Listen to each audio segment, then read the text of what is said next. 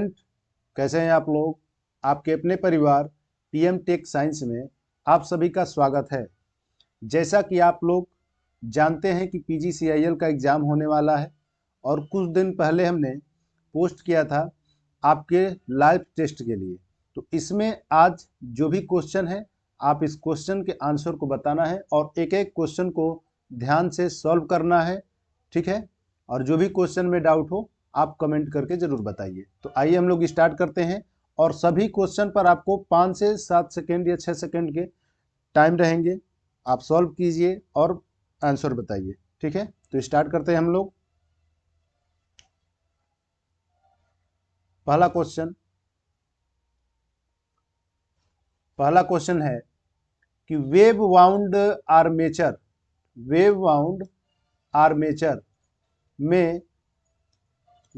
Armature में समांतर पथ की संख्या होती है। वेव वाउंड आर्मेचर में समांतर पथ की संख्या होती है। आपको आंसर कैसे कमेंट करना है, आप जो भी क्वेश्चन नंबर होगा उस क्वेश्चन को, और जो ऑप्शन आपका सही होगा ए बी सी, सॉरी 1 है, 1 2 3 करके है, तो जो भी आपका क्वेश्चन होगा उसको मेंशन करना है, ठीक है। तो इसमें आपको बताना है कि वेव वाउंड आर्मेचर में समांतर पथ की संख्या होती है, ठीक है। आपको बताना है कि वेव वाउंड आर्मेचर में समांतर पथ की संख्या होती है। कितनी संख्या होती है? देखिए, वेव वाउंड आर्मेचर में इतना तो टाइम आपको मिल ही जाता होगा, ठीक है। क्वेश्चन पर काफी टाइम है, ज्यादा कोई लेंदी क्वेश्चन नहीं, लेकिन बेहतरीन क्वेश्चन है सभी एग्जाम के पॉइंट ऑफ व्यू से। यहाँ पर क्या होता है कि वेव वाउंड में ए इक्वल टू कितना होता है 2, ठीक है। ए इक्वल टू कितना होता है 2। और लैप वाइंडिंग में क्या होता है A equal to P. Lap winding में क्या होता है ए इक्वल टू पी। तो यहाँ पर ऑप्शन कौन सा करेक्ट होगा? दूसरा, ठीक है। ए इक्वल टू कितना हो जाएगा 2, ठीक है। नेक्स्ट,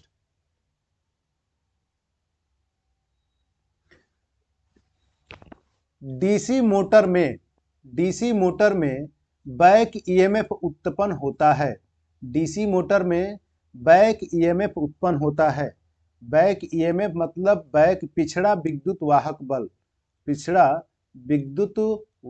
बल, ठीक है। आपको बताना है कि डीसी मोटर में बैक ईएमएफ उत्पन्न होता है, जिसको व्यक्त करते हैं ईबी से। किससे व्यक्त किया जाता है? ईबी से। और आपको बताना है कि बैक ईएमएफ कहां उत्पन्न होता है, ठीक है। जल्दी जल्दी कमेंट कीजिए।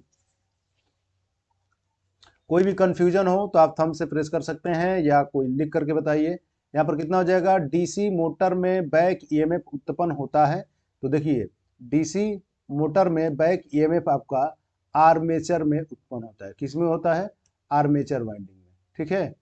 यहाँ पर ये हम A1 A2 और ये आपका आर्मेचर का रेजिस्टेंस, और यहीं पर हम लोग दर्शाते हैं EB, और इसको दर्शाया जाता है RA से। सर्किट में आर्मेचर रेजिस्टेंस और EB, बैक ईएमएफ तो आपका किस में बनता है?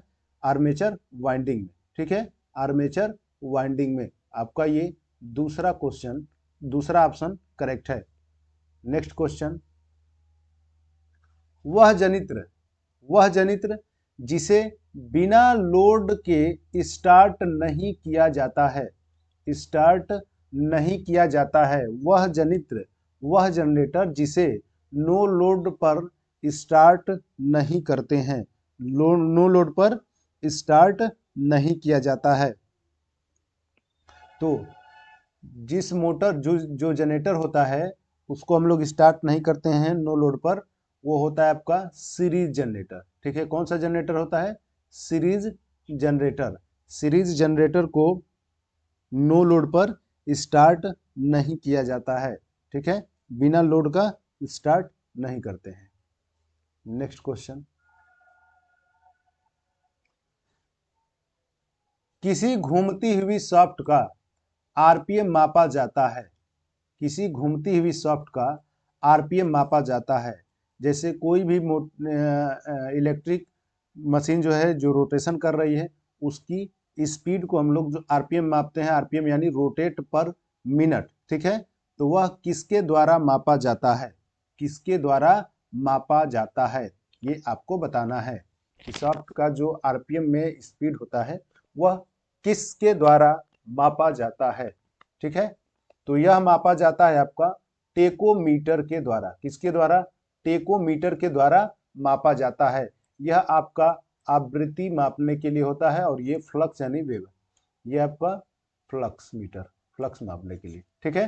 तो इस आंसर के लिए आरपीएम जो स्पीड होता है किससे मापते हैं, टेकोमीटर के द्वारा। नेक्स्ट क्वेश्चन, शंट वाइंडिंग को चिन्हित करते हैं, शंट वाइंडिंग को चिन्हित करते हैं, आपको बताना है शंट वाइंडिंग को चिन्हित करते हैं। जितने भी क्वेश्चन है आपको इससे एक आइडिया लगेगा कि आपकी तैयारी कैसी है, ठीक है। और इससे परीक्षा जो होने वाले हैं उसके लिए आपकी जो मनोबल होगी उससे भी गेन होगी, ठीक है। तो यहाँ पर बताना है कि शंट वाइंडिंग को चिन्हित करते हैं। तो शंट वाइंडिंग को चिन्हित करते हैं E1 व E2 से। किससे, E1 व E2 से, ठीक है। और आर्मेचर को A1 व A2 से, आर्मेचर को A1 व A2 से चिन्हित किया जाता है, ठीक है। Next question, separately excited generator में फील्ड वाइंडिंग उत्तेजित होती है। सेपरेटली एक्साइटेड जनरेटर में फील्ड वाइंडिंग उत्तेजित होती है, फील्ड वाइंडिंग उत्तेजित होती है। आपको बताना है कि सेपरेटली एक्साइटेड जनरेटर में फील्ड वाइंडिंग उत्तेजित होती है। तो फील्ड वाइंडिंग जो होता है वह आपका उत्तेजक के द्वारा, एक्साइटर के द्वारा किया जाता है। फील्ड वाइंडिंग को क्या करते हैं, एक्साइटेशन देते हैं, एक्साइटर के द्वारा उत्तेजित किया जाता है, ठीक है। नेक्स्ट क्वेश्चन, छोटी डीसी मोटर की योक बनी होती है, छोटी डीसी मोटर की योक बनी होती है, छोटी डीसी मोटर की योक बनी होती है। आपको बताना है कि छोटी डीसी मोटर की योक बनी होती हैं, किस मटेरियल के द्वारा बनाई जाती हैं। तो यह आपकी बनी रहती है कास्ट आयरन की। किसकी बनी रहती है, कास्ट आयरन की, ठीक है। कास्ट आयरन की बनाई जाती हैं और ज़्यादा कोई बड़ी मशीन है तो कास्ट स्टील की बनी होती है, ठीक है। नेक्स्ट, आर्मेचर में कौन सी वाइंडिंग में समांतर पथों की संख्या 2 होती है, आर्मेचर में कौन सी वाइंडिंग में समांतर पथ की संख्या 2 होती है, ठीक है। आर्मेचर में कौन सी वाइंडिंग में समांतर पथ की संख्या 2 होती है। तो समांतर पथ की संख्या वेव वाउंड में होता है, ठीक है, वेव वाउंड में होता है। और देखिए वेव वाउंड किस लिए किया जाता है, वेव वाइंडिंग जो होता है, वाइंडिंग या वाउंड, ठीक है, किस लिए किया जाता है, किस लिए किया जाता है। तो यह किया जाता है हाई वोल्टेज, किसके लिए, हाई वोल्टेज, हाई वोल्टेज और लो करंट, हाई वोल्टेज और लो करंट। और लैप वाइंडिंग, लैप वाइंडिंग किया जाता है, लैप वाइंडिंग किया जाता है low voltage, low voltage high current, low voltage high current, ठीक है। तो ये आपका ए क्वेश्चन करेक्ट होगा। नेक्स्ट, निम्न में से कौन आर्मेचर वाइंडिंग का प्रकार है, निम्न में से कौन आर्मेचर वाइंडिंग का प्रकार है, निम्न में से कौन आर्मेचर वाइंडिंग का प्रकार है, निम्न में से कौन आर्मेचर वाइंडिंग का प्रकार है। आपको बताना है कि निम्न में से कौन आर्मेचर वाइंडिंग का प्रकार है और इस वीडियो को आप ज़्यादा से ज़्यादा शेयर कीजिए, ठीक है। तो देखिए आर्मेचर वाइंडिंग का प्रकार कौन सा है, लैप वाइंडिंग, ठीक है। लैप वाइंडिंग और वेव वाइंडिंग दोनों होता है, तो यहाँ पर लैप वाइंडिंग दिया है, यहाँ पर करेक्ट आंसर क्या हो जाएगा, लैप वाइंडिंग, ठीक है। नेक्स्ट क्वेश्चन, आर्मेचर की घूर्णन गति माप सकते हैं। आर्मेचर की घूर्णन गति माप सकते हैं। आर्मेचर की घूर्णन गति माप सकते हैं। किसके द्वारा मापा जा सकता है आर्मेचर की घूर्णन गति? तो किससे माप सकते हैं? टेकोमीटर से। किससे माप सकते हैं? टेकोमीटर से। ठीक है, यहां पर मल्टीमीटर दिया है। मल्टीमीटर रेजिस्टेंस, वोल्टेज और करंट मापने के लिए होता है। यह डिजिटल और एनालॉग दोनों में आते हैं। आपका एम्पियर मीटर क्या होता है? करंट मापने के लिए होता है। करंट मापने के लिए होता है, धारा। ठीक है, और वोल्ट मीटर होता है वोल्टेज मापने के लिए। और आपको बताना है कि वाट मीटर से क्या मापते हैं। वाट मीटर से क्या मापते हैं? ठीक है, वाट मीटर से क्या मापा जाता है। नेक्स्ट क्वेश्चन, डीसी मोटर की सॉफ्ट बनी होती हैं। डीसी मोटर की सॉफ्ट बनी होती हैं। डीसी मोटर की सॉफ्ट बनी होती हैं। डीसी मोटर की सॉफ्ट किस मटेरियल की बनी होती हैं? तो बनी रहती है आपका माइल्ड स्टील की। किसकी बनी रहती है? Mild steel. ठीक है, नेक्स्ट,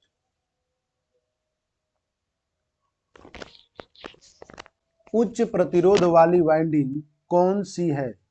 उच्च प्रतिरोध वाली वाइंडिंग कौन सी है? उच्च प्रतिरोध वाली वाइंडिंग कौन सी है?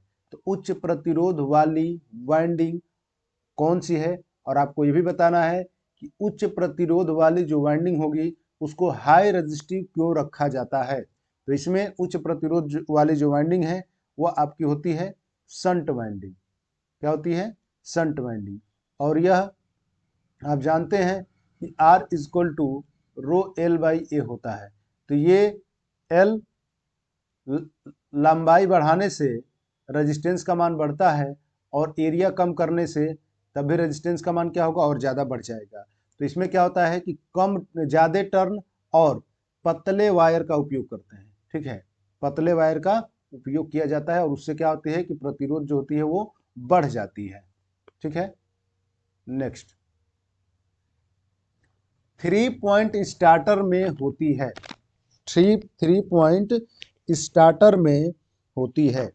3 पॉइंट स्टार्टर, देखिए 3 पॉइंट स्टार्टर 3 पॉइंट स्टार्टर में होती है। क्या होती है? तो यहाँ पर देखिए डीसी मोटर, डीसी मोटर को स्टार्ट करने के लिए 3 टाइप के आपके स्टार्टर होते हैं। एक होता है 2 पॉइंट स्टार्टर। ठीक है, 2 पॉइंट स्टार्टर। दूसरा होता है 3 पॉइंट स्टार्टर और तीसरा होता है 4 पॉइंट स्टार्टर। ठीक है, और इस स्टार्टर में no volt coil, no volt coil NVC का उपयोग किया जाता है। किसका किया जाता है? एनवीसी। ठीक है, वही no volt coil. Correct answer आपका 3 नंबर होगा। ठीक है,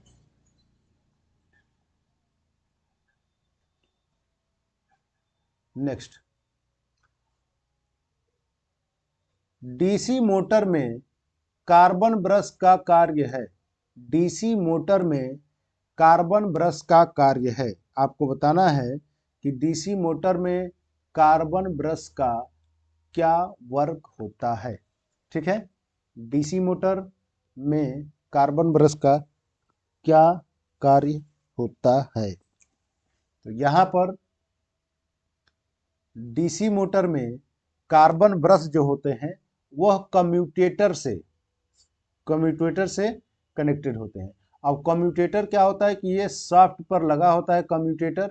ठीक है, और कम्यूटेटर एक मैकेनिकल रेक्टिफायर की तरह कार्य करता है और इससे आपका कार्बन ब्रश जुड़ा होता है। और कार्बन ब्रश का कार्य होता है कि करंट को कलेक्ट करके, अगर जनरेटर है तो वो आउटपुट में देता है और मोटर होगा तो क्या करेगा? इनपुट में देगा।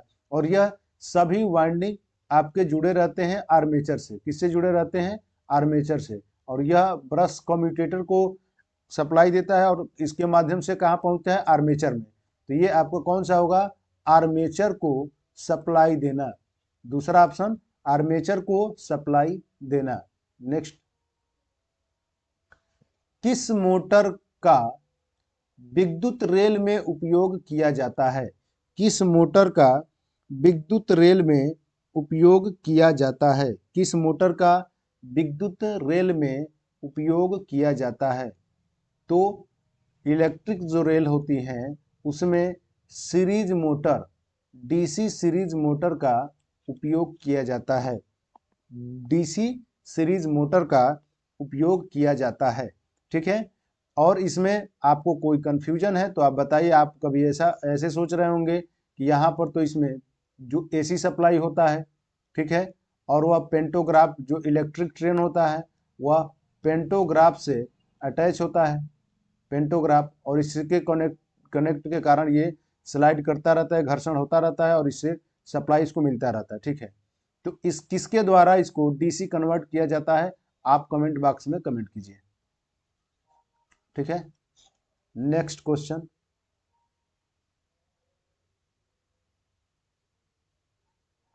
डीसी मोटर में करंट मापने के लिए मीटर उपयोग होगा।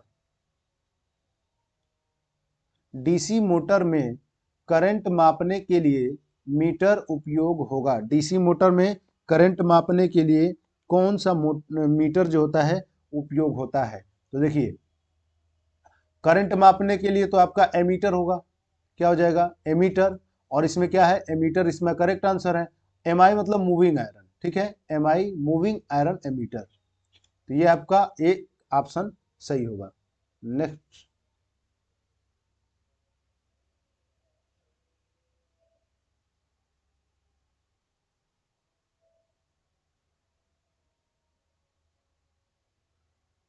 आपको बताना है कि डीसी शंट मोटर की गति नियंत्रण विधि है। डीसी शंट मोटर की गति नियंत्रण किस विधि के द्वारा की जाती है? किस विधि के द्वारा गति नियंत्रण की जाती है? तो गति नियंत्रण आपका फील्ड कंट्रोल के द्वारा की जाती है। 4 नंबर सही होगा इसमें। किसके द्वारा? फील्ड फील्ड कंट्रोल कंट्रोल के द्वारा की जाती है। ठीक है, नेक्स्ट, डायनोमो में होता है। डायनोमो में होता है। डायनोमो में क्या होता है आपको बताना है। डायनोमो में क्या होता है कि फील्ड पोल होगा, कि परमानेंट मैग्नेट अस्थायी चुंबक होगा, सीरीज फील्ड होगा, उपयुक्त सभी। कौन सा होगा? इसमें से कौन सा होगा? तो डायनोमो में आपका अस्थायी चुंबक होता है। डायनोमो में क्या होता है? अस्थायी चुंबक होता है। डायनोमो में अस्थायी चुंबक होता है। नेक्स्ट क्वेश्चन, कम्यूटेटर सेगमेंट बने होते हैं। कम्यूटेटर सेगमेंट बने होते हैं। कम्यूटेटर सेगमेंट बने होते हैं। कम्यूटेटर कम्यूटेटर सेगमेंट बने होते हैं। कम्यूटेटर सेगमेंट बने होते हैं। तो देखिए, कम्यूटेटर जो आपका बना होता है वह होता है हार्ड ड्रॉन कॉपर का। हार्ड ड्रॉन कॉपर का बना होता है। ठीक है, कठोर तांबे का बना होता है। और इस आपको बताना है कि इसमें जो सेगमेंट कटे होते हैं, सेगमेंट में कुचालक पदार्थ के तौर पर किसका उपयोग किया जाता है?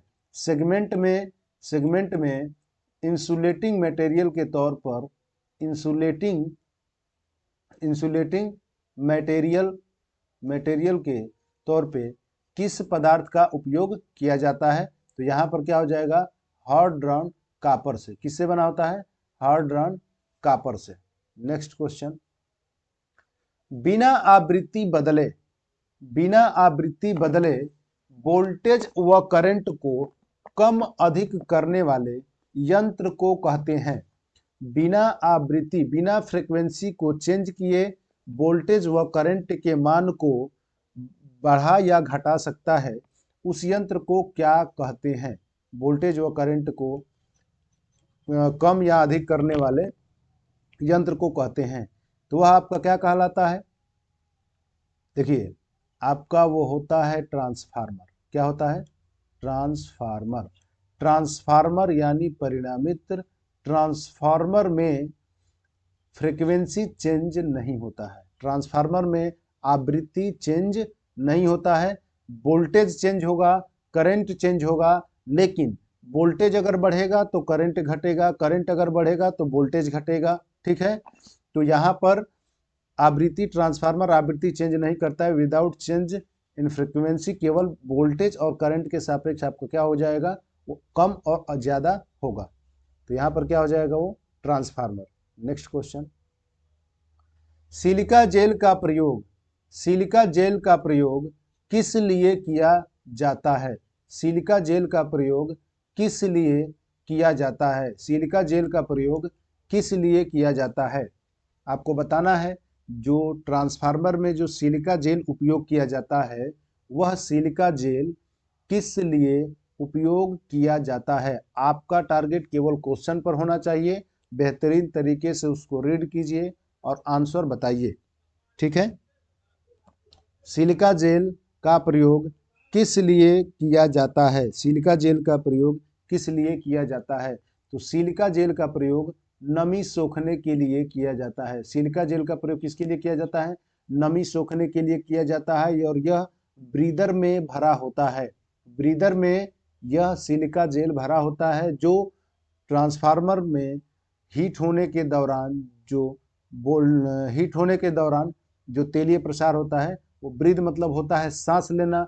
तो जो एक्सटर्नल वायु है इंटरनल मतलब प्रवेश करता है, तो उसकी नमी को सोखने के लिए सिलिका जेल का उपयोग ब्रीदर में किया जाता है। नेक्स्ट क्वेश्चन, ट्रांसफार्मर किस सिद्धांत पर कार्य करता है? ट्रांसफार्मर किस सिद्धांत पर कार्य करता है? आपको बताना है ट्रांसफार्मर किस सिद्धांत पर कार्य करता है। ठीक है, ट्रांसफार्मर किस प्रिंसिपल पर कार्य करता है आपको बताना है। तो देखिए, ट्रांसफार्मर जो होता है, ट्रांसफार्मर म्यूचुअल इंडक्शन के सिद्धांत पर कार्य करता है। म्यूचुअल इंडक्शन के सिद्धांत पर कार्य करता है, यानी अन्योन्य प्रेरण भी कह सकते हैं। अन्योन्य प्रेरण के सिद्धांत पर कार्य करता है, और यह कौन सा करेक्ट आंसर होगा? 2 नंबर आपका म्यूचुअल इंडक्शन के सिद्धांत पर कार्य करता है। ठीक है, नेक्स्ट क्वेश्चन, स्टेपलाइजर में कौन सा ट्रांसफार्मर उपयोग में लाया जाता है? स्टेपलाइजर आप जानते होंगे, स्टेपलाइजर में कौन सा ट्रांसफार्मर उपयोग में लाया जाता है? तो आपको बताना है कि स्टेपलाइजर में कौन से ट्रांसफार्मर का उपयोग किया जाता है। ठीक है, स्टेपलाइजर में कौन से ट्रांसफार्मर का उपयोग किया जाता है? तो स्टेपलाइजर में ऑटो ट्रांसफार्मर का उपयोग किया जाता है। किसका उपयोग किया जाता है? ऑटो ट्रांसफार्मर का उपयोग किया जाता है, और ऑटो ट्रांसफार्मर में केवल एक वाइंडिंग होती है, और वही वाइंडिंग प्राइमरी और द्वितीयक वाइंडिंग, ये प्राइमरी होगा और इधर क्या हो जाता है, द्वितीयक। और यह किस सिद्धांत पर कार्य करता है? आपको बताना है कि किस सिद्धांत पर कार्य करता है। ऑटो ट्रांसफार्मर किस सिद्धांत पर कार्य करता है? ऑटो ट्रांसफार्मर किस सिद्धांत पर कार्य करता है? ठीक है, नेक्स्ट क्वेश्चन,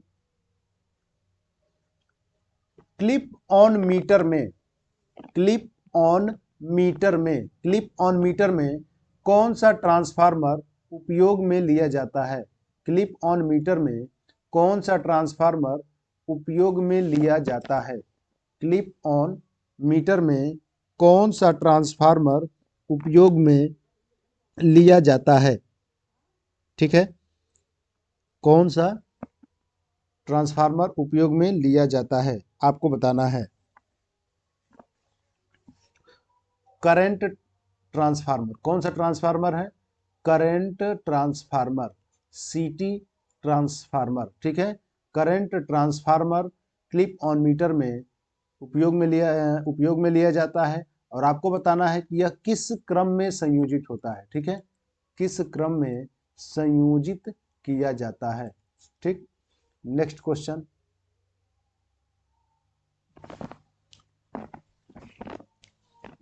आपका टारगेट ये भी रखिएगा कि जितने भी क्वेश्चन हैं, ठीक है, सभी क्वेश्चन को आप काउंट करते रहिए, ध्यान से पढ़ते रहिए। आप खुद से पता चल जाएगा कि टोटल क्वेश्चन में से आपका कितना क्वेश्चन लगभग करेक्ट होगा।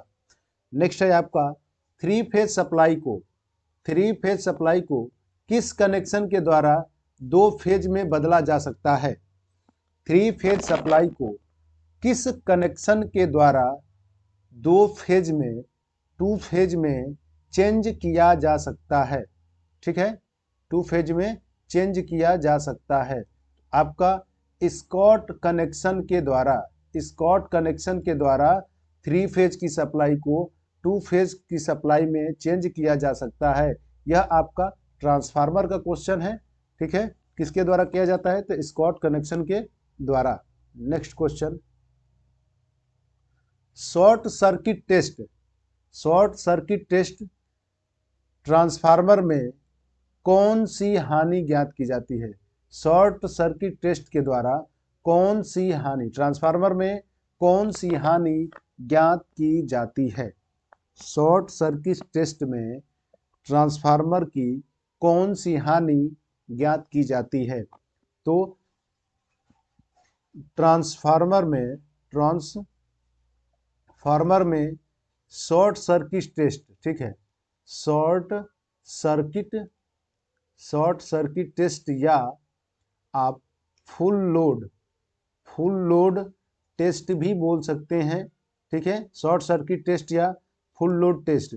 जब शॉर्ट सर्किट होता है तो उस स्थिति में करंट बहुत ज़्यादा फ्लो होने लगता है, और करंट फ्लो होने के कारण ट्रांसफार्मर की जो वाइंडिंग है, जो कॉपर से की जाती है, सुपर इनेबल्ड कॉपर वायर का उपयोग किया जाता है ट्रांसफार्मर की वाइंडिंग में, तो उससे प्रवाहित होने वाली अधिक धारा के कारण उसमें लॉसेस होने लगते हैं। ठीक है, उसको हम लोग कॉपर लॉस हानि को ज्ञात करने के लिए, चेक करने के लिए शॉर्ट सर्किट टेस्ट किया जाता है। ठीक है, शॉर्ट सर्किट टेस्ट किया जाता है किसके लिए? कॉपर लॉस चेक करने के लिए। यह आपका क्वेश्चन यूपीपीसीएल TG2 एग्जाम में भी पूछा गया है। TG2 एग्जाम में पूछा गया है कि शॉर्ट सर्किट के द्वारा ट्रांसफार्मर की कौन सी हानि ज्ञात की जाती है। ठीक है, नेक्स्ट, ओपन सर्किट टेस्ट द्वारा किस ट्रांसफार्मर की कौन सी हानि ज्ञात की जाती है? ओपन सर्किट टेस्ट द्वारा, ओपन सर्किट का मतलब यह है कि ट्रांसफार्मर का जो सेकेंडरी सिरा होगा उसमें कोई लोड जुड़ा नहीं होगा, वह ओपन होगा, खुला होगा। तो यह किसके लिए की जाती है? तो यह किया जाता है आपका आयरन लॉस के लिए। किसके लिए किया जाता है? आयरन लॉस के लिए। लोड बढ़ेगा या घटेगा, या लोड का 50% रहे या 100% रहे, इस पर आयरन लॉस का कोई प्रभाव नहीं पड़ता है। ठीक है, आयरन लॉस को कांस्टेंट लॉस के भी नाम से जानते हैं। आयरन लॉस इस क्वेश्चन का आंसर होगा। ठीक है, नेक्स्ट, ट्रांसफार्मर में जिन सिरों पर सप्लाई देंगे वह कहलाती है। ट्रांसफार्मर में जिन सिरों पर सप्लाई दिया जाता है वह क्या कहलाती है? ठीक है, ट्रांसफार्मर के जिस सिरे पर सप्लाई दी जाती है उसको क्या कहा जाता है? ट्रांसफार्मर के जिस सिरे पर सप्लाई देते हैं, ये आपका हो गया इनपुट और ये हो गया आपका आउटपुट। तो जिस साइड सप्लाई दी जाती है उसको हम लोग कहते हैं प्राइमरी वाइंडिंग। क्या कहते हैं? प्राइमरी वाइंडिंग, प्राइमरी या प्राथमिक। ठीक है, प्राथमिक वाइंडिंग। तो ये क्या हो जाएगा? Primary winding. और जिधर लोड जोड़ा जाता है उसे कौन सी वाइंडिंग कहते हैं? जिस साइड लोड जोड़ा जाता है उसको कौन सी वाइंडिंग कहा जाता है? तो सेकेंडरी। कौन सा वाइंडिंग कहा जाता है? सेकेंडरी वाइंडिंग कहा जाता है। ठीक है, नेक्स्ट, ट्रांसफार्मर में अधिक वोल्टेज वाली साइड को क्या कहा जाता है? ट्रांसफार्मर में अधिक वोल्टेज वाली साइड को क्या कहा जाता है? ट्रांसफार्मर में जिस साइड ज़्यादा वोल्टेज होगा उसको क्या कहते हैं? ठीक है, उसको क्या कहते हैं? आपको बताना है कि ट्रांसफार्मर में अधिक वोल्टेज वाली सिरे को क्या कहा जाता है। तो उसको HT लाइन, ठीक है, HT यानी हाई टेंशन लाइन कहा जाता है। क्या कहा जाता है? हाई टेंशन, ठीक है, हाई टेंशन लाइन के नाम से जानते हैं। नेक्स्ट क्वेश्चन, जो ट्रांसफार्मर अधिक वोल्टेज को कम वोल्टेज कर देते हैं, जो ट्रांसफार्मर अधिक वोल्टेज को कम वोल्टेज कर देते हैं, ट्रांसफार्मर कहलाते हैं। यानी अधिक वोल्टेज को हाई वोल्टेज से क्या कर रहा है, हाई वोल्टेज से लो वोल्टेज, हाई वोल्टेज से लो वोल्टेज में कन्वर्ट कर रहा है। तो इसको क्या कहेंगे, इसको कहा जाता है कि वोल्टेज को क्या कर रहा है, घटा रहा है, वोल्टेज को घटा रहा है। यानी होगा ये आपका स्टेप डाउन, क्या हो जाएगा, step down transformer, step down transformer. और स्टेप डाउन ट्रांसफार्मर किसे कहा जाता है कि वह ट्रांसफार्मर जिसमें इनपुट वोल्टेज के मान को घटा करके आउटपुट में देता है, ठीक है। या ये कह सकते हैं कि V1 ग्रेटर देन क्या हो जाएगा, V2, इससे ज़्यादा होगा। और N1 का मान भी ज़्यादा होगा किससे, N2 से। N2 में यानी सेकेंडरी में जो टर्नों की संख्या होगी वो N1 से क्या होगी, कम होगी। तो इसके लिए कौन सा आंसर सही होगा, स्टेप डाउन, दूसरा करेक्ट आंसर होगा स्टेप डाउन, ठीक है। नेक्स्ट, सिलिका जेल कहाँ रखा जाता है, सिलिका जेल कहाँ रखा जाता है। तो सिलिका जेल कहाँ रखा जाता है, तो सिलिका जेल ब्रीदर में रखा जाता है, ठीक है। सिलिका जेल कहाँ रखा जाता है, तो सिलिका जेल ब्रीदर में रखा जाता है। यहाँ पर ऑयल होता है और यहाँ पर सिलिका जेल इस ब्रीदर में भरा होता है और ये आपका कंजर्वेटर से कनेक्ट होता है, ठीक है। ये सिलिका जेल भरा होता है, सिलिका जेल। और सिलिका जेल शुद्ध होगा तो उसका रंग होगा ब्लूइश, ठीक है। ब्लूइश मतलब हल्का नीला होता है, ब्लू होगा। और यह खराब हो जाएगा तो इसकी रंग कैसा हो जाएगी, ये पिंक कलर की हो जाती है, ठीक है। जो सिलिका जेल है उसका कलर पिंक हो जाता है। और सिलिका जेल शुद्ध है तो शुद्ध सिलिका जेल का जो रंग होगा वो नीला होगा। और खराब शुद्ध सिलिका जेल यानी नमी को जब सोख लेता है सिलिका जेल तो उसका रंग क्या हो जाता है, पिंक कलर का हो जाता है, ठीक है। नेक्स्ट, ट्रांसफार्मर में सुरक्षा रिले का, ट्रांसफार्मर में सुरक्षा रिले होती है, ठीक है। ट्रांसफार्मर में सुरक्षा रिले होती है, ट्रांसफार्मर में सुरक्षा रिले होती है, उसका क्या नाम है। तो ट्रांसफार्मर में जो सुरक्षा रिले होती है वह आपका क्या होता है, बुखोल्ज रिले, ठीक है। क्या होता है, बुखोल्ज रिले, ठीक है।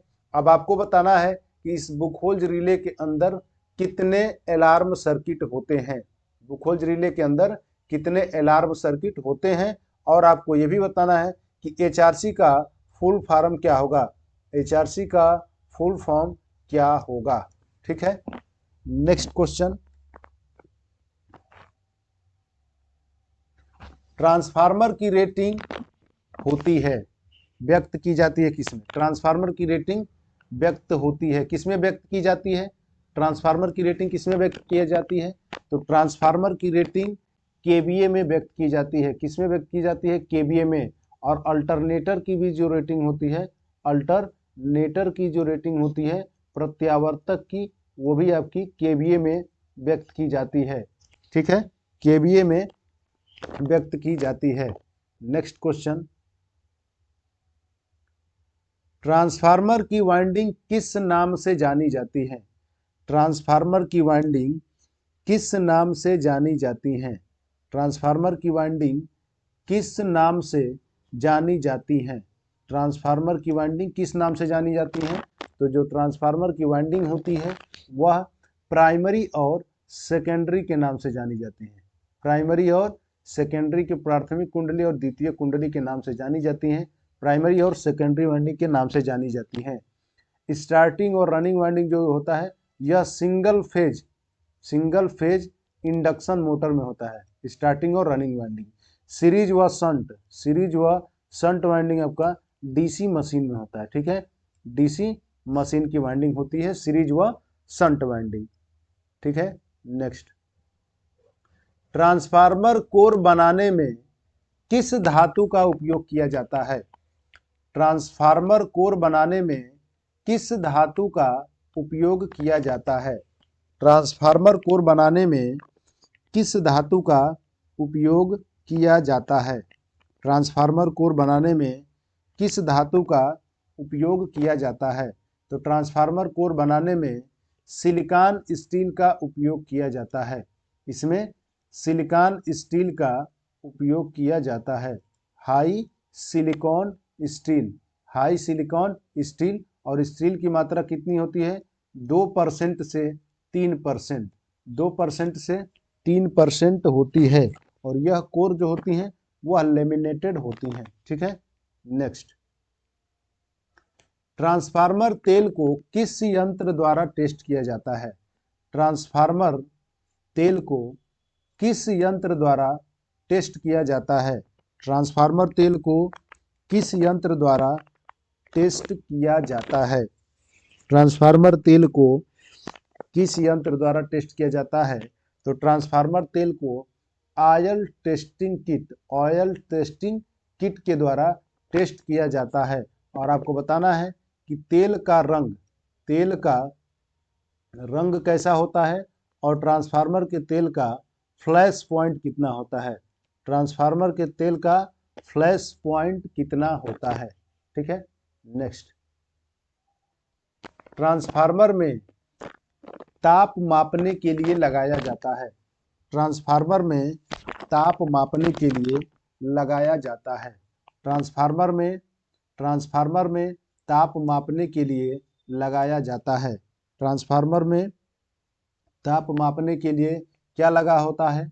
तो आपका टेम्परेचर गेज, ठीक है, टेम्परेचर गेज लगा होता है। क्या होता है? ताप गेज, तापमान मापने के लिए लगा होता है। ठीक है,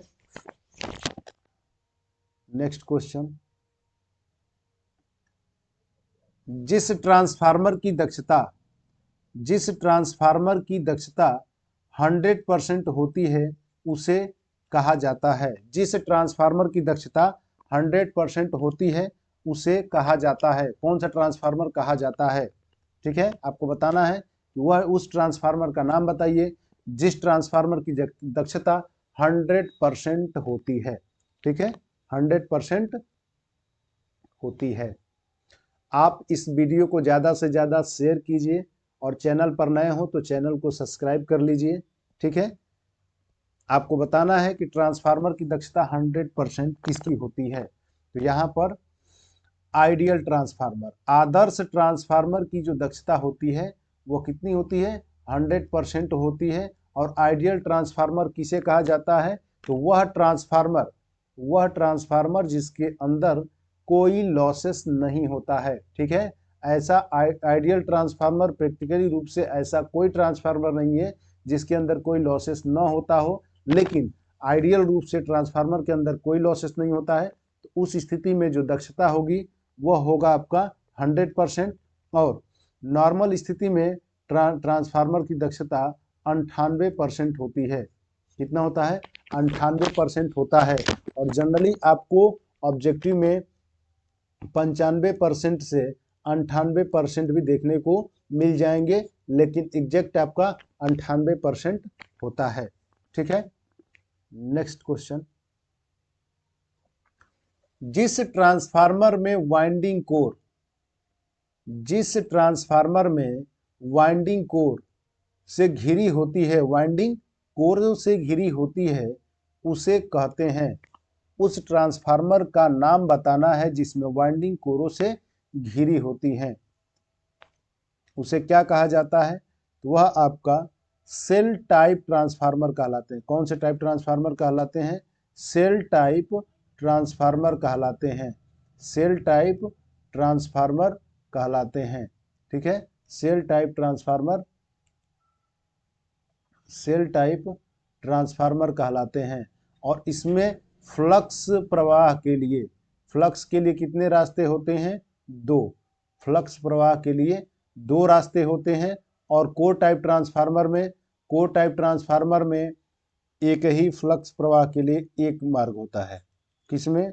core type transformer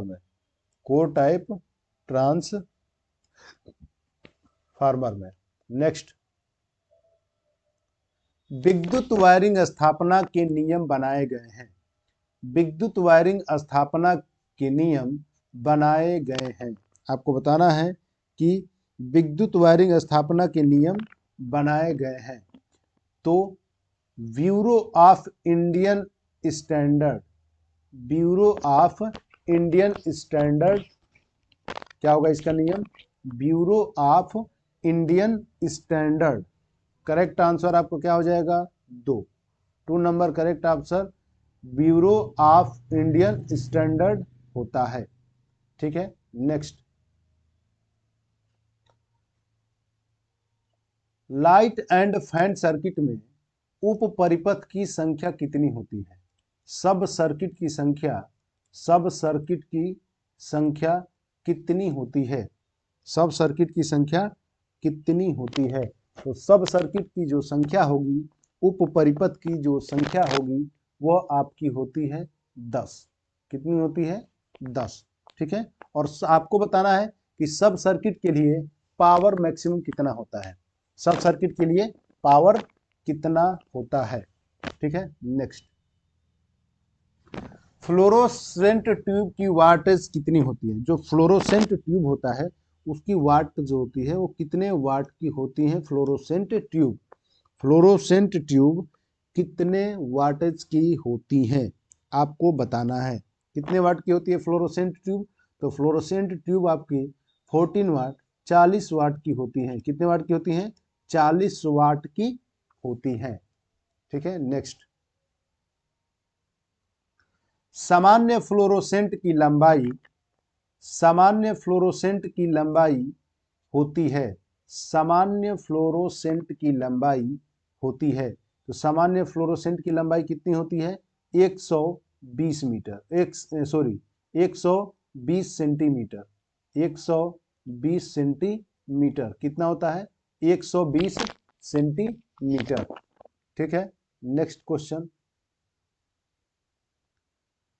controlling switch board की ऊंचाई, कंट्रोलिंग स्विच बोर्ड की फर्श से ऊंचाई कितनी होती है? कंट्रोलिंग स्विच बोर्ड की फर्श से ऊंचाई कितनी होती है? कंट्रोलिंग स्विच बोर्ड की फर्श से ऊंचाई कितनी होती है? तो 3 मीटर। कितनी होती है? 3 मीटर। कितनी होती है? 3 मीटर। यह यूपीपीसीएल जेई के एग्जाम में पूछा गया क्वेश्चन है। यूपीपीसीएल जेई के एग्जाम में पूछा जा चुका है यह क्वेश्चन। ठीक है, नेक्स्ट, लाइट सर्किट में प्रयुक्त स्विच की रेटिंग होती है, लाइट सर्किट में प्रयुक्त स्विच की रेटिंग होती है, लाइट सर्किट में प्रयुक्त स्विच की रेटिंग क्या होती है? आपको बताना है कि लाइट सर्किट में प्रयुक्त स्विच की रेटिंग कितनी होती है। तो यह आपका 5 एम्पियर 240 वोल्ट कितना होता है? 5 एम्पियर 240 वोल्ट, 5 एम्पियर 240 वोल्ट। ठीक है, नेक्स्ट,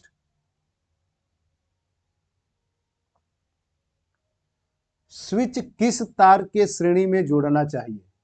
स्विच किस तार के श्रेणी में जोड़ना चाहिए? स्विच को किस तार के श्रेणी में जोड़ना चाहिए? स्विच को किस तार के श्रेणी में जोड़ना चाहिए? सबसे बेहतरीन क्वेश्चन है ये। ठीक है, सिंपल क्वेश्चन है। किसमें जोड़ा जाना चाहिए? तो आपका सीरीज में जोड़ा जाना चाहिए, और वो भी फेज वायर में। किसमें जुड़ा होना चाहिए? फेज वायर में। ठीक है, फेज वायर में जुड़ा होना चाहिए। और डीसी सिस्टम होगा तो किसमें जुड़े होने चाहिए? स्विच प्लस में, पॉजिटिव वाले टर्मिनल में जुड़ा होना चाहिए। और फ्यूज किसमें जुड़ा होना चाहिए? फ्यूज, फ्यूज किसमें जुड़ा होना चाहिए? तो फ्यूज जो है, फ्यूज भी यानी आपके फेज वायर में ही जुड़े होने चाहिए। किसमें जुड़े होने चाहिए? फ्यूज भी फेज वायर के श्रेणी क्रम में जुड़ा होना चाहिए। नेक्स्ट क्वेश्चन, डीसी मोटर में गति किसके समानुपाती होता है? डीसी मोटर में गति किसके समानुपाती होता है? डीसी मोटर में गति किसके समानुपाती होता है? डीसी मोटर में गति किसके समानुपाती होता है? ठीक है, आपका 120 Z NP में 60A, ये होता है आपका फार्मूला। ठीक है, फार्मूला। तो EV किसके समानुपाती होता है? तो ये क्या कर रहा है? गति। तो गति जो होगा N, स्पीड जो होता है वह होता है आपके बैक EMF के। किसके समानुपाती होता है? बैक EMF के समानुपाती होता है। फ्लक्स के भी समानुपाती होता है। ठीक है, और तो यहाँ पर क्या हो जाएगा? बैक EMF पिछड़ा विद्युत वाहक बल के समानुपाती होता है। ठीक है, नेक्स्ट। डीसी जनरेटर में GNA से MNA सेट किया जाता है। GNA मतलब ज्योमेट्रिकल न्यूट्रल एक्सिस। ठीक है, और MNA का मतलब होता है मैग्नेटिक न्यूट्रल एक्सिस। तो GNA से MNA सेट किया जाता है। किससे सेट किया जाता है आपको बताना है। डीसी जनरेटर में GNA से MNA सेट किया जाता है रॉकर प्लेट से। किससे? रॉकर प्लेट से। रॉकर प्लेट से किया जाता है। नेक्स्ट क्वेश्चन, निम्न में से फील्ड वाइंडिंग है। निम्न में से फील्ड वाइंडिंग है, आपको बताना है निम्न में से फील्ड वाइंडिंग है। तो निम्न में से फील्ड वाइंडिंग कौन कौन सा होगा? उपयुक्त दोनों, आपका सीरीज भी होगा और क्या होगा? शंट भी होगा। ठीक है, क्योंकि जैसे मान लीजिए कि अगर कोई कंपाउंड मोटर है, ठीक है, कंपाउंड डीसी मोटर है, तो कंपाउंड मोटर ये आपका सीरीज फील्ड वाइंडिंग कहलाता है, और इसमें ये जुड़ा रहता है वो क्या होता है? शंट। ये क्या कहलाएगा? ये शंट वाइंडिंग। ठीक है, और ये सीरीज, और जिसमें दोनों जुड़े होते हैं वह आपका कहलाता है कंपाउंड। क्या कहलाता है? कंपाउंड। ठीक है, और जिसमें सीरीज वाइंडिंग होगा वो आपका सीरीज डीसी मोटर कहलाता है। जिसमें शंट होगा वह शंट मोटर कहलाता है। यहाँ पर कौन सा होगा? तीसरा नंबर, उपरोक्त दोनों सीरीज व शंट दोनों फील्ड वाइंडिंग है। नेक्स्ट क्वेश्चन, मोटर को बिना लोड के स्टार्ट नहीं किया जाता है। ठीक है, वह कौन सा मोटर है जिसको बिना लोड के स्टार्ट नहीं किया जाता है? उस मोटर का नाम बताइए जिसे बिना लोड का स्टार्ट नहीं किया जाता है। क्योंकि देखिए इसकी स्पीड जो वो होती है बहुत ज़्यादा होती है सीरीज मोटर की, और इसको बिना लोड के स्टार्ट नहीं किया जाता है। ठीक है, मोटर को बिना लोड के स्टार्ट नहीं किया जाता है, उस मोटर का नाम है सीरीज मोटर। नेक्स्ट, किस युक्ति का उपयोग डीसी शंट मोटर की गति नियंत्रण में किया जाता है? किस युक्ति का उपयोग डीसी शंट मोटर की गति नियंत्रण में किया जाता है? आपको बताना है किस युक्ति का उपयोग डीसी शंट मोटर की गति नियंत्रण में किया जाता है। ठीक है,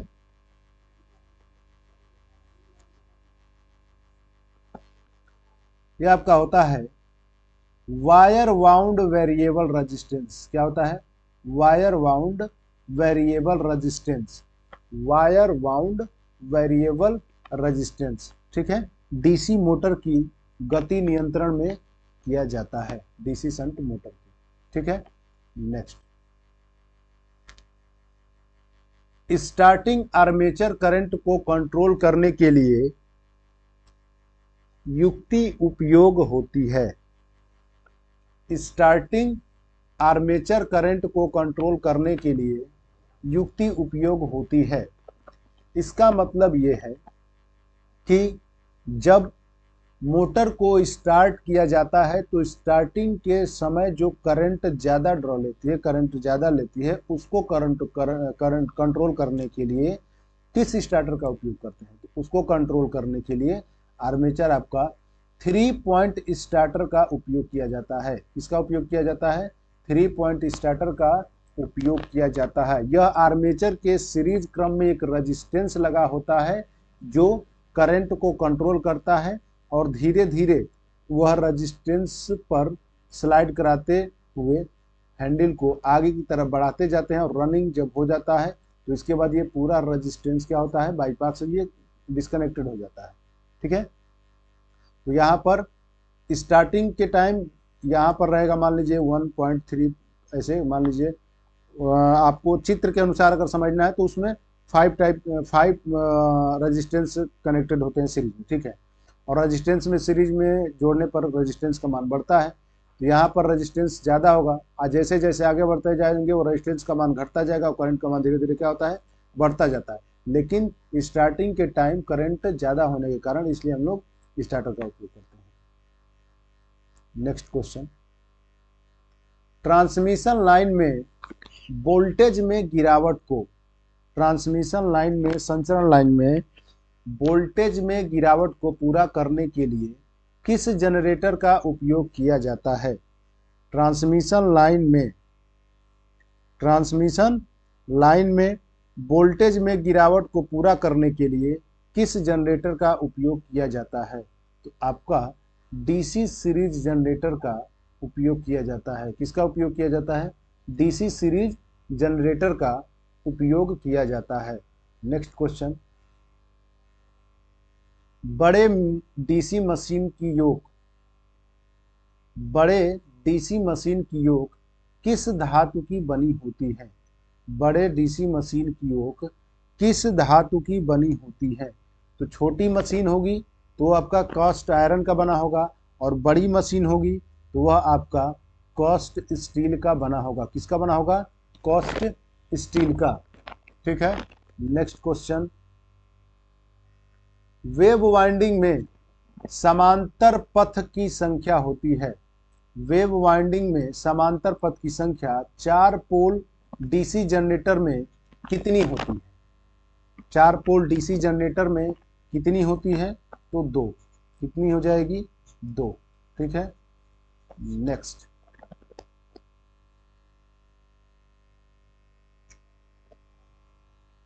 जनरेटर की इनपुट पावर होती है। जनरेटर की इनपुट पावर होती है। जनरेटर की इनपुट पावर होती है, इलेक्ट्रिकल होती है, मैकेनिकल होती है, उपरोक्त दोनों, इनमें से कोई नहीं। कौन सा ऑप्शन होगा? कौन सा ऑप्शन होगा आपको बताना है। तो जनरेटर क्या करता है? वह मैकेनिकल एनर्जी को इलेक्ट्रिकल एनर्जी में कन्वर्ट करता है। इसका मतलब जो इनपुट के तौर पे होगा वो क्या होगा आपका? मैकेनिकल। क्या हो जाएगा? मैकेनिकल एनर्जी, यानी मैकेनिकल जो होगी एनर्जी, इनपुट पावर होगी किसके लिए? जनरेटर के लिए। और मोटर होगा तो क्या हो जाएगा? इलेक्ट्रिकल। नेक्स्ट क्वेश्चन, विद्युत शक्ति केंद्र में कौन सी बैटरी उपयोग किया जाना चाहिए? विद्युत शक्ति केंद्र जो होता है उसमें कौन सी बैटरी उपयोग की जाती है, आपको बताना है। तो विद्युत शक्ति केंद्र में लेड एसिड बैटरी का उपयोग किया जाता है। सीसा संचायक अम्ल यानी सीसा अम्ल बैटरी का उपयोग किया जाता है, लेड एसिड बैटरी, ठीक है। नेक्स्ट, निम्न में से कौन डीसी मशीन के ढांचे का निर्माण करता है? निम्न में से कौन डीसी मशीन के ढांचे का निर्माण करता है? आपको बताना है कि निम्न में से कौन डीसी मशीन के ढांचे का निर्माण करता है? कौन करता है? योक। इसे क्या कहते हैं? योक, ठीक है। योक होता है। इसी पर आपके इंटरनल क्या जुड़े होते हैं? पोल, फील्ड पोल जुड़े होते हैं, ठीक है। और इसमें वाइंडिंग की जाती है। यह क्या कहलाता है? आपका योक। नेक्स्ट, कौन सा परिपथ सभी लघु परिपथ से सबसे अधिक खतरनाक होता है? कौन सा परिपथ सभी लघु परिपथ से सबसे अधिक खतरनाक होता है? कौन सा परिपथ सभी लघु परिपथों से सबसे अधिक खतरनाक होता है?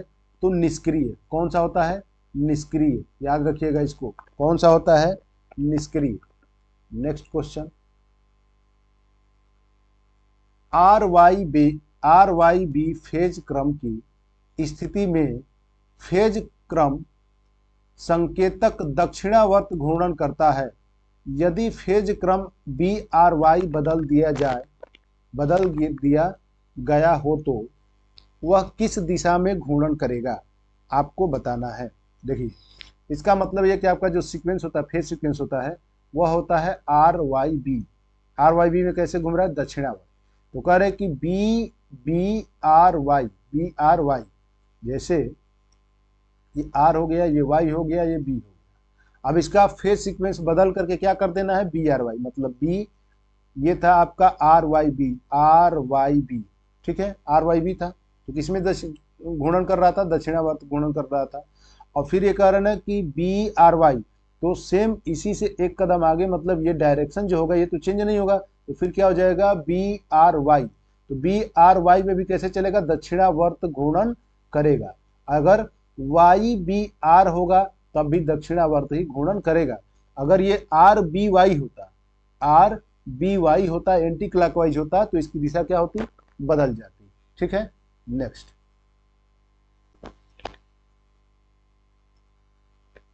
ट्रांसफॉर्मेशन रेशो में यदि परिणामित्र का मान कम से कम एक से कम है, क्या है? मान जो है एक से कम है, परिणामित्र पर ट्रांसफॉर्मेशन रेशियो ट्रांसफार्मर के लिए होता है के का मान कह रहा है ना कि एक से कम हो। यदि एक से कम होगा तो वह परिणामित्र को क्या कहा जाता है?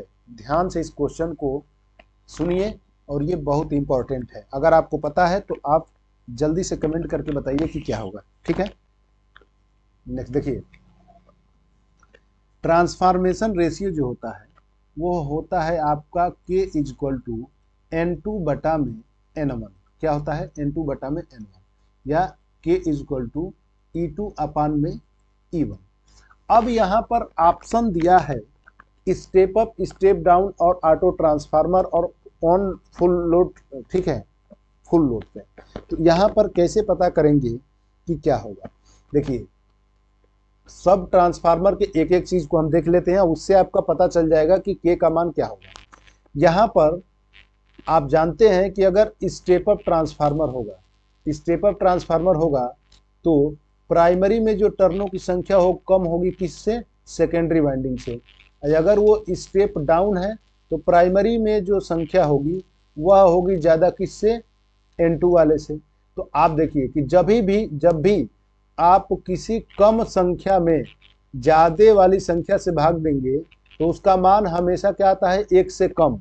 अब कोई बड़ी संख्या है उसमें छोटी संख्या से भाग देंगे तो उसका जो रिजल्ट आएगा वो हमेशा क्या आएगा? एक से ज्यादा। इसका मतलब कि N1 का मान अगर ज्यादा होता है, N1 का मान अगर ज्यादा होगा और N2 का मान कम हो, N2 का मान क्या हो? कम हो, तो उस स्थिति में इसका जो रिजल्ट आएगा वो क्या आएगा? एक से कम। और यह किसके लिए होता है? यह होता है आपका स्टेप डाउन के लिए। किसके लिए होता है? स्टेप डाउन ट्रांसफार्मर के लिए। स्टेप डाउन ट्रांसफार्मर के लिए क्या होगा? परिणामन अनुपात का मान के का एक कम हो जाएगा और स्टेप अप ट्रांसफार्मर के लिए क्या होगा? के का मान एक से ज्यादा। ठीक है, नेक्स्ट, प्रतिबाधा का विलोम क्या होगा? प्रतिबाधा का विलोम क्या होगा? इम्पीडेंस का व्युत्क्रमानुपाती क्या होता है? तो आपका होता है एडमिटेंस। एडमिटेंस, ठीक है, एडमिटेंस। मात्रक इसका क्या होता है? महो। और यह होता है आपका जेड, प्रतिबाधा जेड होता है और इसका यह व्युत्क्रमानुपाती होता है। ठीक है, एडमिटेंस व्युत्क्रमानुपाती होता है। इसका मात्रक होता है, प्रतिबाधा का मात्रक ओम और इसका मात्रक हो जाता है महो। इसका मात्रक क्या हो जाता है? उसका व्युत्क्रम महो। तो यहाँ पर पहला ऑप्शन करेक्ट होगा। ठीक है, नेक्स्ट, फ्यूज का प्रमुख कार्य है। फ्यूज का प्रमुख कार्य है, आपको बताना है कि फ्यूज का प्रमुख कार्य क्या है? विगलक का प्रमुख कार्य क्या है? ये है आपका परिपथ। परिपथ को खोलना, लाइन को सुरक्षा प्रदान करना, उपकरण की रक्षा करना, अत्यधिक धारा को रोकना। क्या होता है? अत्यधिक धारा को रोकना। क्योंकि जब फ्यूज से अत्यधिक धारा प्रवाहित होता है, फ्यूज आपका उष्मीय पर कार्य करता है। ठीक है, हीटिंग पर कार्य करता है। जैसे ही धारा अधिक प्रवाहित होगा, हीट होगा और हीट करने के कारण जो फ्यूज वायर होता है वो क्या होता है? मेल्ट कर टूट जाता है। ठीक है, तो वह क्या होगा? आपका अत्यधिक धारा को रोकना। ठीक है, नेक्स्ट, एक कंडक्टर का व्यास किसके समानुपाती होता है? आपको बताना है कि एक कंडक्टर का व्यास किसके समानुपाती होता है? कंडक्टर का व्यास किसके समानुपाती होता है? कंडक्टर का व्यास किसके समानुपाती होता है? तो कंडक्टर का व्यास जो होता है स्किन प्रभाव का वर्गमूल, स्किन प्रभाव का वर्गमूल, ठीक है, स्किन इफेक्ट के वर्गमूल होता है कंडक्टर का व्यास। देखिए क्यों होता है, क्योंकि कंडक्टर का व्यास जैसे जैसे बढ़ता जाएगा, जैसे जैसे बढ़ता है वो स्किन इफेक्ट जो होते हैं वह क्या होता है, बढ़ता है। स्किन इफेक्ट क्या होगा, बढ़ता है। इसीलिए ट्रांसमिशन लाइन में कंडक्टर को उसको डिवाइड करके देखे होंगे आप लोग, जैसे हुआ बंडल के रूप में, जैसे उसको अगर हम चाहते हैं तो 4 वायर को एक मोटा वायर, तो इससे नुकसान क्या होता कि तो वजन बढ़ जाता, ठीक है, और उसमें तन्यता का गुण भी कम हो जाता और एरिया बढ़ जाता, ठीक है, एरिया क्या होता, बढ़ जाता। और एरिया बढ़ जाने के कारण क्षेत्रफल जो होगा वह एरिया यानी क्रॉस सेक्शनल एरिया, कंडक्टर की क्रॉस सेक्शनल एरिया क्या हो जाएगा, ज्यादा, तो स्किन इफेक्ट का मान क्या हो जाता है, ज्यादा। तो इसके लिए कौन सा ऑप्शन सही होगा, 3rd नंबर। जब ताप संधि गर्म होती है, जब ताप जंक्शन गर्म होती है तब क्या उत्पन्न होता है? आपको बताना है कि जब ताप संधि गर्म होती है तब क्या उत्पन्न होता है, क्या उत्पन्न होता है? तो ताप संधि गर्म होती है तो आपका विद्युत वाहक बल उत्पन्न होता है। क्या उत्पन्न होता है, विद्युत वाहक बल, इलेक्ट्रोमोटिव फोर्स, इलेक्ट्रोमोटिव फोर्स उत्पन्न होता है, ठीक है। नेक्स्ट क्वेश्चन, ट्रांसफार्मर किसके रूप में कार्य करता है? ट्रांसफार्मर किस रूप में कार्य करते हैं? तो ट्रांसफार्मर को बताना है कि किस रूप में कार्य करते हैं। तो ट्रांसफार्मर बूस्टर के रूप में कार्य करता है। किसके रूप में कार्य करता है, बूस्टर के रूप में कार्य करता है। बिना आवृत्ति को बदले करंट व वोल्टेज के मान को कम और ज्यादा कर सकता है, ठीक है। ये आपका प्रेरक है, इंडक्टर, एल से व्यक्त करते हैं, यूनिट हेनरी होगा। और इंडक्टिव रिएक्टेंस का मात्रक होता है 2 पाई FL और इसका मात्रक क्या हो जाएगा, ओम। और संधारित्र क्या होता है, C, इसका मात्रक होता है फैरेड, क्या होगा, फैरेड, सिंबल C है।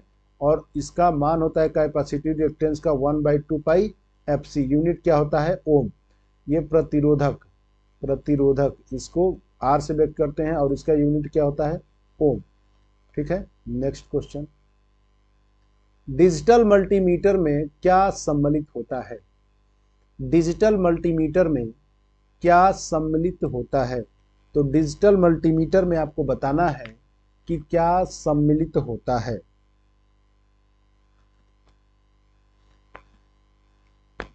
डिजिटल मल्टीमीटर में एक प्रत्यावर्तक, एक एडीसी, एक डिस्प्ले और एक रिकॉर्डिंग मैकेनिज्म, ठीक है, ये इंग्लिश वर्ड है रिकॉर्डिंग मैकेनिज्म।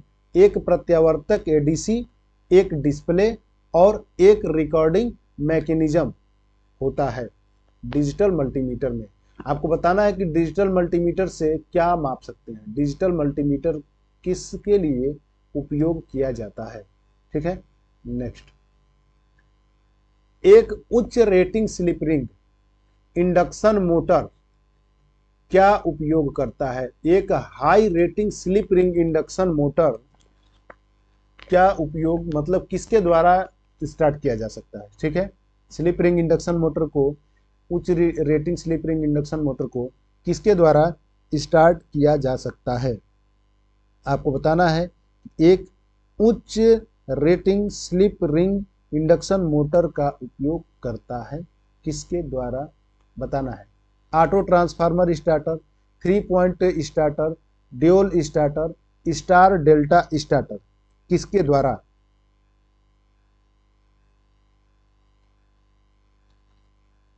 आपको बताना है किसके द्वारा स्लिप रिंग इंडक्शन मोटर का उपयोग किया जाता है। ऑटो ट्रांसफार्मर स्टार्टर के द्वारा, 3 पॉइंट स्टार्टर के द्वारा, ड्यूल स्टार्टर के द्वारा, स्टार डेल्टा स्टार्टर के द्वारा।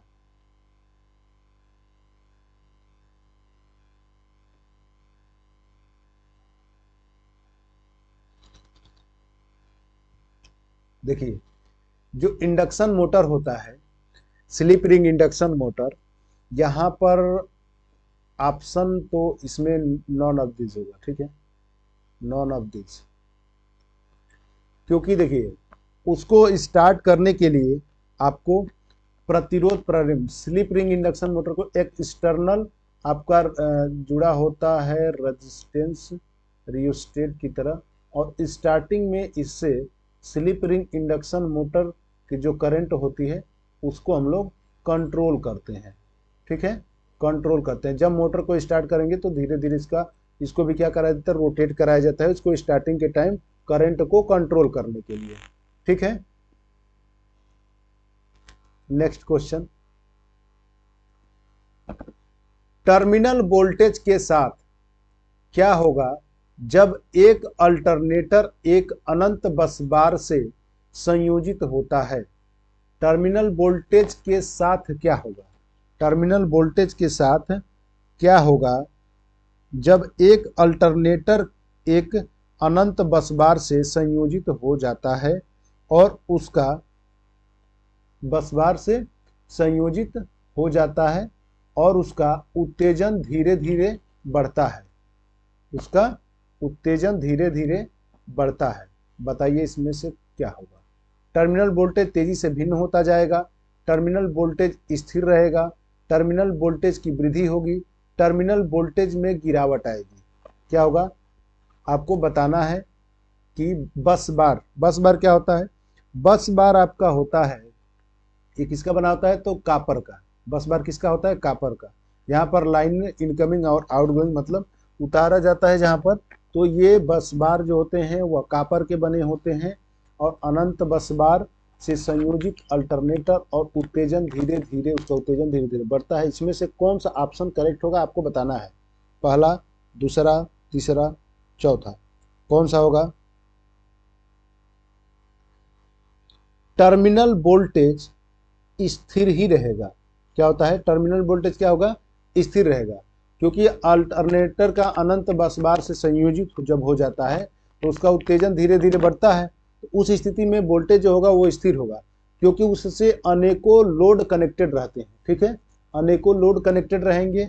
और जैसे कि आपके जो भी बिजली पावर प्लांट है, एनटीपीसी, ठीक है, तो जितने भी आपकी इनकमिंग और आउटगोइंग करंट होती है तो वो को बस बार पे ही उतारा जाता है। नेक्स्ट क्वेश्चन, ट्रांजिस्टर में कौन सा क्षेत्र संग्राहक क्षेत्र से अत्यधिक छोटा होता है। ट्रांजिस्टर क्षेत्र में कौन सा क्षेत्र संग्राहक क्षेत्र से अत्यधिक छोटा होता है। ट्रांजिस्टर क्या होता है, तो ट्रांजिस्टर ट्रांजिस्टर जो होता है ऐसे दो जंक्शन जिसमें एक जंक्शन फॉरवर्ड वाइस में हो और दूसरा जंक्शन रिवर्स वाइस में होता है और दोनों में लगभग समान धारा प्रवाहित होती है, तो उसको हम लोग कहते हैं ट्रांजिस्टर। क्या कहते हैं, ट्रांजिस्टर। और उसमें जो सबसे संग्राहक मतलब कलेक्टर जो एरिया से अत्यधिक छोटा होता है वह आपका होता है उत्सर्जक। क्या होता है, एमीटर। एमीटर। ट्रांजिस्टर में 3 टर्मिनल होते हैं, ट्रांजिस्टर में 3 टर्मिनल होता है, एक होता है बेस, दूसरा होता है एमीटर, ठीक है, एमीटर, और तीसरा होता है कलेक्टर। क्या होता है, कलेक्टर, ठीक है। नेक्स्ट, एसी सर्किट ब्रेकर में, एसी सर्किट ब्रेकर में आर्क ब्रेकर में आर्क धारा क्या होगी।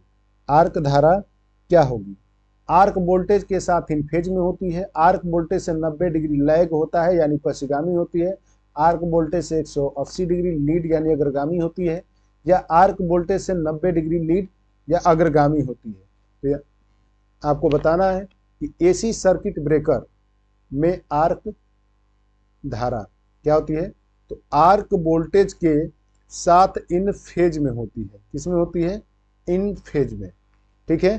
तो इन फेज की स्थिति में आपको बताना है कि पावर फैक्टर क्या होगा। इन फेज की स्थिति में बताना है आपको कि पावर फैक्टर क्या होगा। ठीक है, नेक्स्ट, एक तुल्यकालिक मोटर यानी सिंक्रोनस मोटर में किसके उपयोग द्वारा हंटिंग को रोका जा सकता है। हंटिंग को रोका जा सकता है। हंटिंग को रोका जा सकता है। हंटिंग होता क्या है कि जब तुल्यकालिक मोटर पर अचानक लोड का घट जाना या अचानक लोड का बढ़ जाना, ठीक है, अचानक लोड का घट जाना या अचानक लोड का बढ़ जाना, तो उसके घटने और बढ़ने की, लोड घटने और अचानक बढ़ने की और घटने के कारण हंटिंग होता है। और उस हंटिंग को रोकने के लिए, दूर करने के लिए डैम्पर वाइंडिंग का उपयोग किया जाता है। क्या किया जाता है? डैम्पर वाइंडिंग का उपयोग किया जाता है। डैम्पर वाइंडिंग का उपयोग किया जाता है। ठीक है, नेक्स्ट,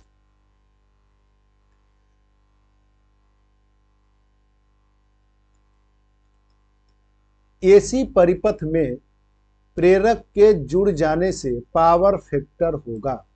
एसी परिपथ में, अल्टरनेटिंग सर्किट में अगर प्रेरक जुड़ जाएगा, क्या जुड़ जाएगा? प्रेरक यानी इंडक्टर, इसको व्यक्त करते हैं किससे? एल से। तो क्या हो जाएगा? एसी परिपथ में प्रेरक के जुड़ जाने से करंट आपका जो होगा, सॉरी, करंट इसमें क्या होता है? लैग होता है। करंट क्या होगा? लैग होता है। तो करंट लैग होता है और पूछा है पावर, तो पावर के लिए वी आई कॉस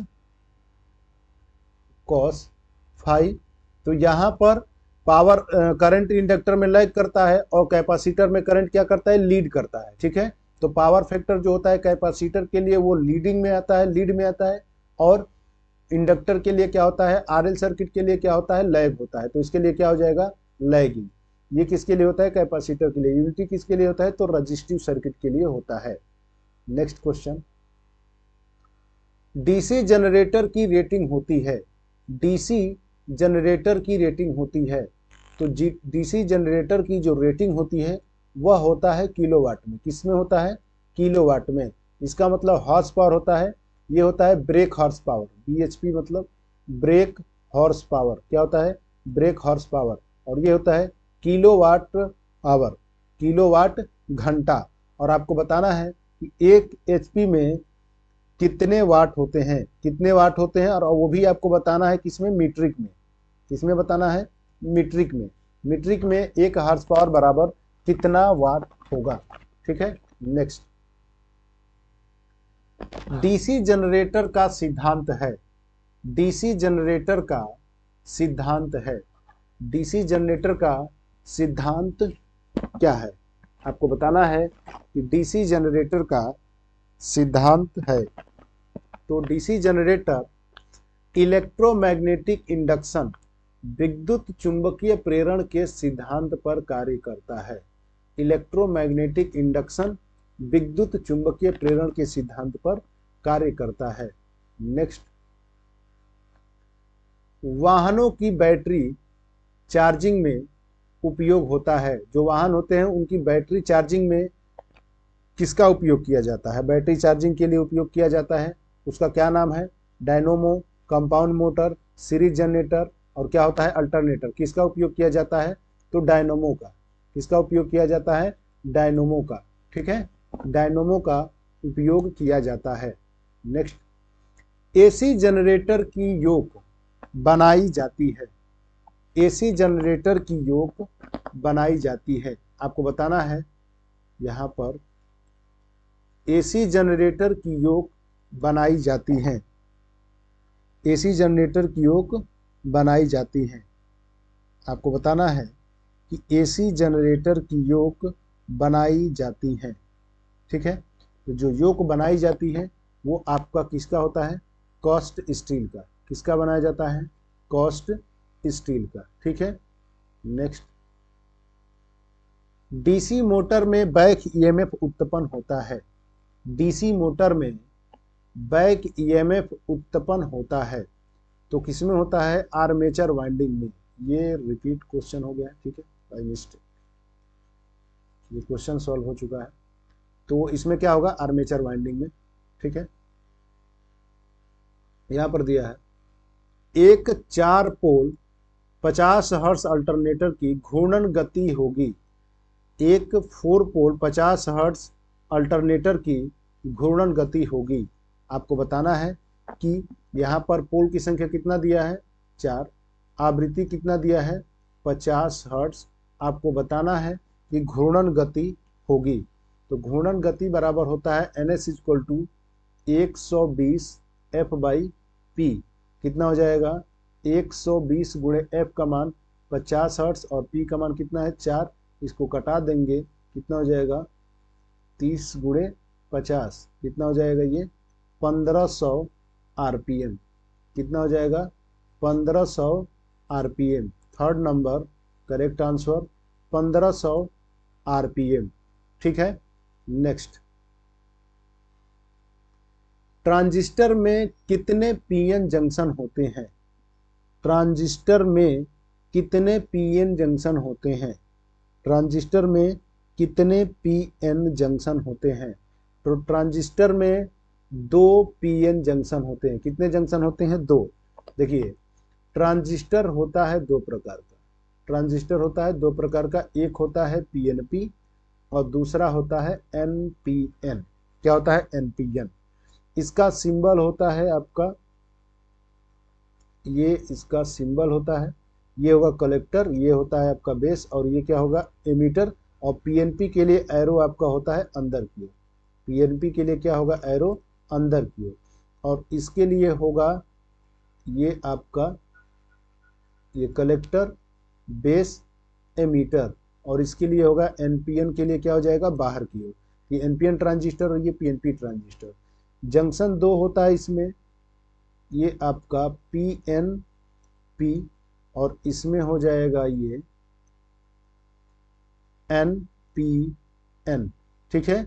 इसमें 2 जंक्शन होता है, एक जंक्शन यहाँ पर Z1 Z2, जंक्शन 1 जंक्शन 2 और Z1 Z2।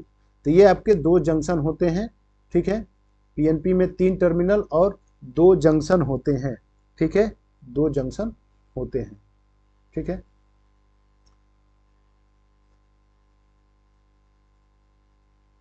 आपका ये लास्ट क्वेश्चन था। ठीक है। जो भी क्वेश्चन में आपको डाउट हो आप कमेंट जरूर करके बताइए, और आपको वीडियो कैसा लगा ये बताइए। ठीक है। अगर वीडियो आपको अच्छा लगा हो तो वीडियो को ज़्यादा से ज़्यादा शेयर कीजिए, और चैनल पर नए हैं तो चैनल को सब्सक्राइब कर लीजिए। ठीक है। धन्यवाद। Take care. Bye bye. और तैयारी को बेहतर से बेहतर तरीके से तैयारी के साथ लगे रहिए। ठीक है। और इस टेस्ट से आपको ये समझ में आया होगा कि आपकी जो कैपेबिलिटी है वो पहले के तुलना में अब कैसी है। ठीक है। तो मिलते हैं हम लोग नेक्स्ट वीडियो में। धन्यवाद। Take care. Bye bye.